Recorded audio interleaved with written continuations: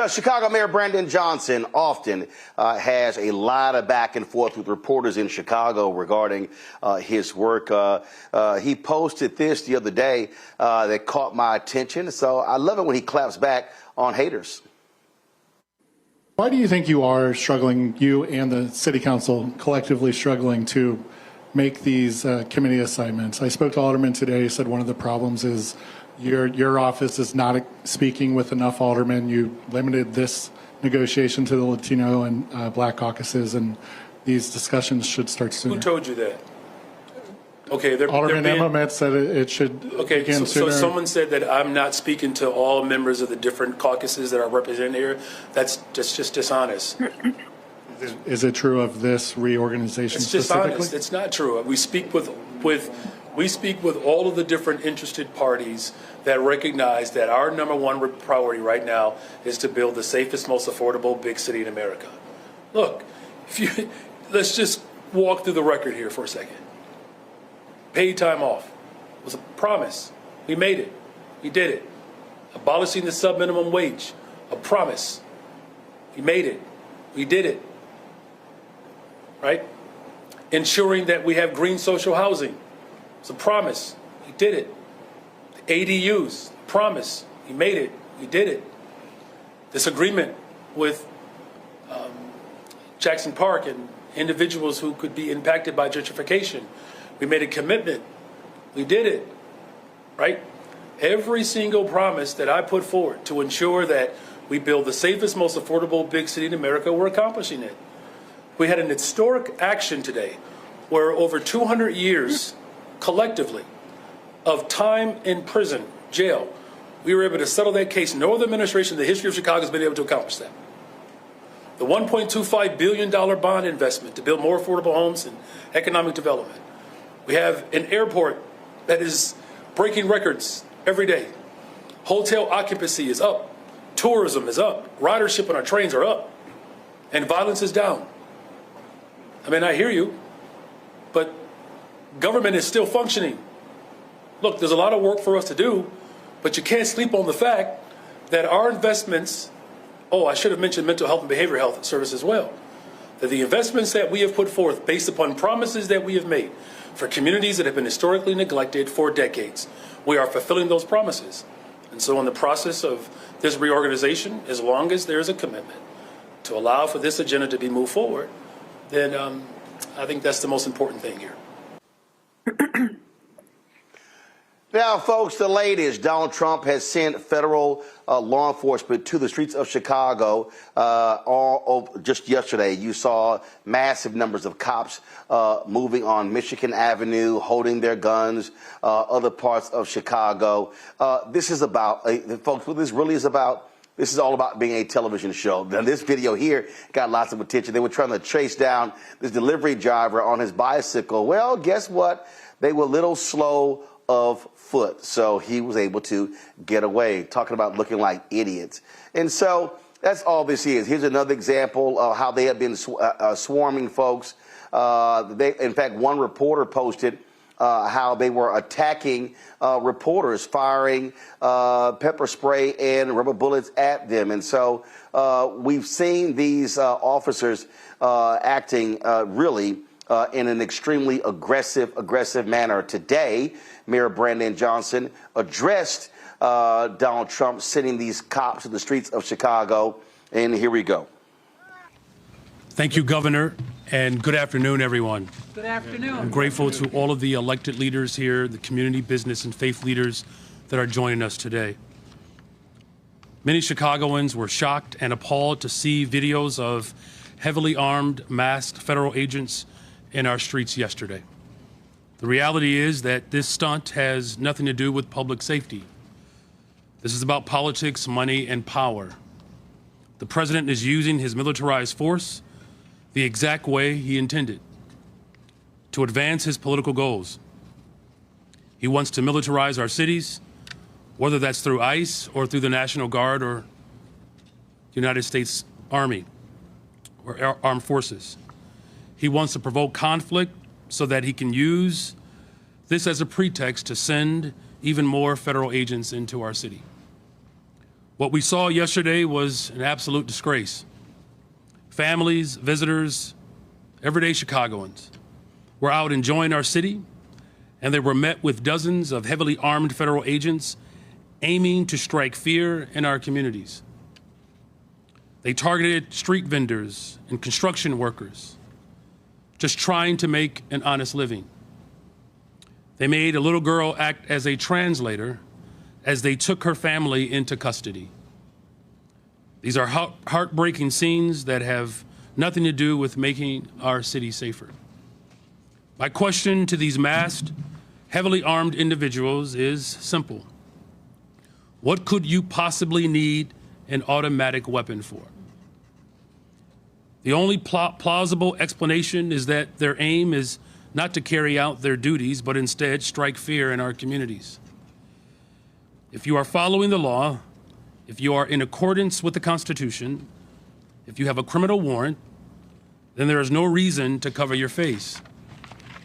This comes on the heels of the revelation that was reported on MSNBC that Tom Homan, the so-called border czar, accepted a $50,000 bribe from undercover FBI agents in exchange for lucrative detention center contracts. So let's call it what it is. Tom Homan sold out the American people for $50,000 in cash. And that's why I'm calling on the federal government to appoint an independent investigator to review every single contract in the city of Chicago, the county and the state, related to any ICE detention centers. The people have a right to know if these contracts are legitimate or if they were granted as a result of outright bribery and corruption. As of last week, 72% of those held in ICE detention have no criminal record. And of those with a criminal record, many are for traffic violations and misdemeanors. The Trump administration's detention campaign is not for public safety, it is for profit. More than 90% of the immigration detention centers are run by private and for-profit corporations. The Trump administration has already engaged in no-bid contracts with private prison contractors across the United States. Executives at private prison firms are calling this a gold rush, as their stocks have soared by as much as 80%. In May, the CEO of a private prison corporation told investors, and this is a quote, "Truly one of the most exciting periods in the history of the company." One company estimated that they could make as much as $400 million of taxpayer money per year from private detention. Another said that it could make as much as $1 billion in additional revenue. The two largest private prison corporations gave President Donald Trump at least $2.8 million for his re-election campaign. And this is the agency that Trump and Republicans just handed $170 billion, a blank check with little to no oversight. The money that Republicans gave to ICE is there's more funding given to ICE in this last budget that has been allocated for police departments at state and local governments in all 50 states, including the District of Columbia combined. Let me say that again. Trump gave his personal militarized force more money than all other local and state police funding combined. And the guy they put in charge of that funding was bought for $50,000 in cash. They are lining their own pockets and the pockets of the executives of to a small number of corporations. I've spoken with parents in Pilsen, Little Village, spoken to business owners on Devon Street, elders in Uptown who are too scared to take their children to school. We're losing business, and they're too afraid to even attend church because of their legal status.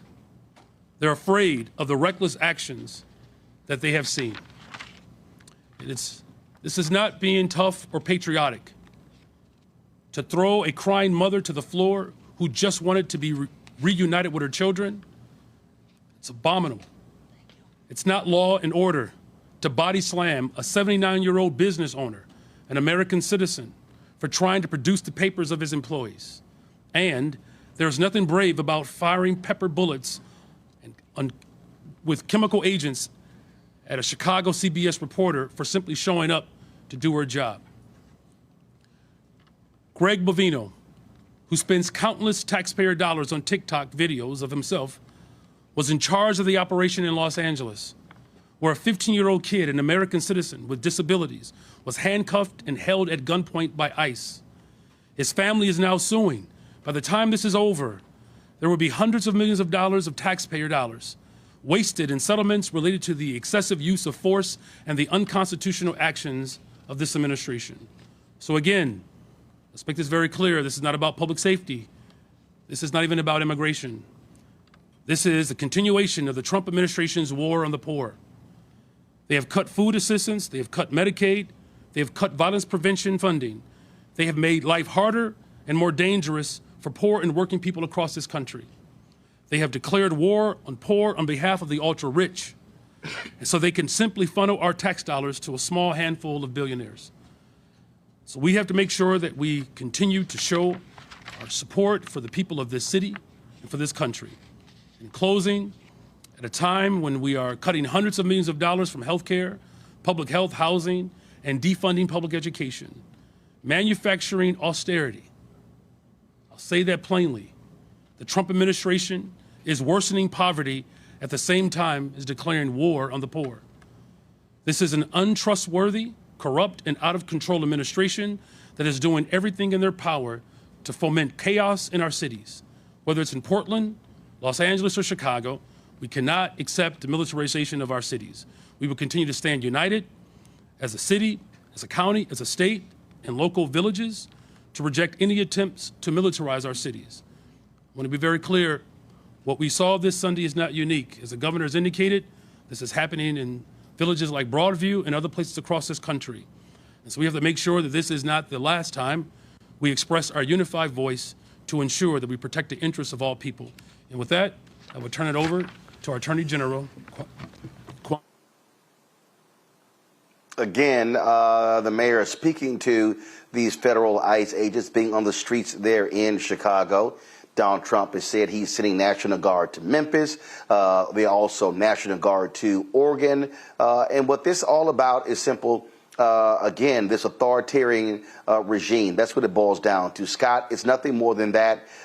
What they want is the TV show. He wants to convince people that America is under siege. And what he's doing is concocting BS reasons. Now, the only place that he can declare an emergency and immediately take action is in Washington, D.C. But he's just coming up and making up other reasons in other parts of the country. Yeah, and he's doing it through ICE. He's doing it through ICE, not necessarily the National Guard, because he knows he can't win by sending the National Guard in there. So even your videos showed ICE, Border Patrol, who are flooding these cities. And you know, Roland, I had an epiphany yesterday doing the football. They were running ICE ads to recruit people, and they were saying, come join our force to put bad people, violent criminals, rapists, murderers, and the worst of the worst out of this country. And what I realize is they've trained ICE to do just that with violent criminals, right? But the reality is that's not who they're putting out of their country. That group is may be here or not here, but they're putting everybody out, and they're aggressively putting it out because that's how they're training them. That's why you get the mass, because they argue that these are drug gangs and violent gangs, and they don't need to know our face, and we'll be subject to assassination attempts. They've created this violent narrative through words, but then through actions and video in these cities, so that America, who's not in these big cities, looks and says, boy, we need that police force there. Look at all the violent criminals that they're arresting. They're not arresting violent criminals. They're arresting people who came here illegally and are waiting on their hearings. And look at the amount of energy and vigor behind them. It's all made up. It's all made up, if you will. And so you have the video, you have the verbal narrative, and you have the president on TV every day talking about the progress we're making, and these are bad dudes, and these are bad people. But it's all a lie. At least the majority of it isn't a lie. If they're violent, get them out of the country. Most Dems and Republicans will agree with that. These are hardworking people in the fields of California and Texas. These are people making widgets and computer parts because these big companies who they're raiding are recruiting them in Central and South America. We ain't talked about that. I've seen ads and billboards in Central and South America, in Mexico, to recruit people to come to the U.S. by hook or crook, to work in these factories and work in these organizations and these firms. And so, it's amazing how America just doesn't get it. Like, we talk about this every day. I'd say the press covers the dichotomy of this every day and the hypocrisy of it, and yet and still, his numbers go down on the economy. His numbers are down on immigration because nobody likes the video of the young girl being pushed to the ground or the 79-year-old business owner who's just trying to talk to them. And abused. Scott, you're wrong. No, you're wrong. Actually, you're wrong. His right wing loves it. What's wrong about? I mean, Renita, you look. No, follow me here. You look on social media. His right wing support. Scott, you said nobody likes to see the woman being pushed down. What I am saying is his MAGA folk, they do. What you're seeing, the attack, when you're seeing the pushing down, the beating, the shooting of rubber bullets, Renita, his people love this. They are posting on social media. This is exactly what we voted for. And this is what I'm saying. What he is doing is he is feeding, frankly, law enforcement porn to these people. And Renita, they are eating it up. And they're saying, absolutely, this is what we voted for.